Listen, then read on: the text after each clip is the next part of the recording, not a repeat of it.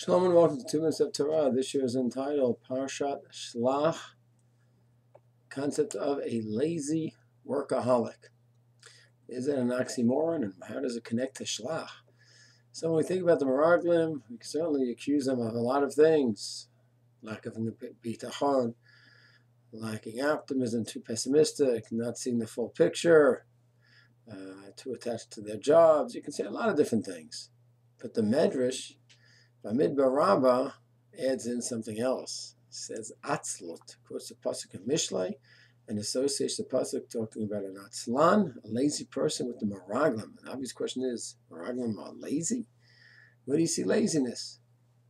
If anything, to become the head of the Shvatim, they had to work their way up. They had to be charitzim, go-getters, to become leaders. So where do you see laziness? So you could say, like the Zohar, that they knew that their leadership wasn't guaranteed in Israel. And they had leadership in Chutz La'aretz. So maybe you could say laziness because they would have to work their way up again to become leaders. Maybe that's what atzlut means, laziness.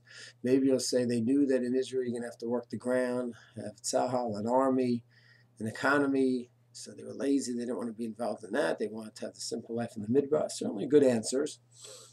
Rav Leibowitz has another answer. He says there's a very interesting concept of laziness here. God presented them with a very educational setting. They had Miriam and Moshe and the whole topic. We had the greatest Neviah talking about her brother, and she was punished. There was a lot to learn from there, a lot to analyze. As Rashi says, the two Parsha right near each other, in order to learn from Miriam. What was her mistake? What was her analysis of Moshe Rabbeinu? Why did she think she was similar to Moshe? What exactly did she say wrong? What was the nature of the punishment? There was a lot to learn there. And now they're on their way to be involved in a big mission about Israel. They should have gone ahead and spent a few good days analyzing the topic of Miriam and Moshe and Aaron and Sarah. Really work it through and see how it applies to themselves. Meaning, I'm going into Israel now. Do I have fear? What's the nature of my fear? How do I look at this land? How do I look at the idea of having a whole new world that we're going to enter that I'm not familiar with? And I might have a Yetzer Hara to speak against the land and condemn it before we even begin to enter it. Where am I at? Do I have preconceived notions? And just like the great Miriam made a mistake and spoke Lashon Hara, I really need to look into this topic of Lashon Hara. Does it apply to a land like it does to a person?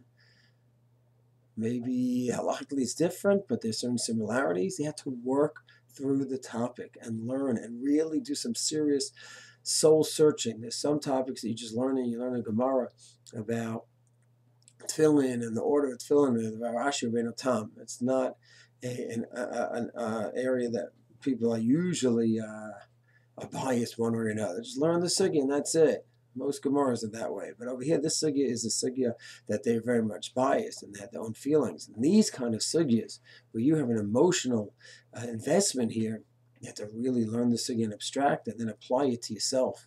That's a lot of work. It's a lot of work. And therefore, they weren't ready for it, and they didn't do it, and they were atzlanim, they were lazy. So Halaiv says this is a new idea of what laziness is. A person's not ready to go ahead and work through a topic. Then that person can be considered a lazy person. We're going to just in the short part 2 analyze that term that we start off in the beginning, a lazy workaholic. We'll continue with Hashem in part 2. Shalom.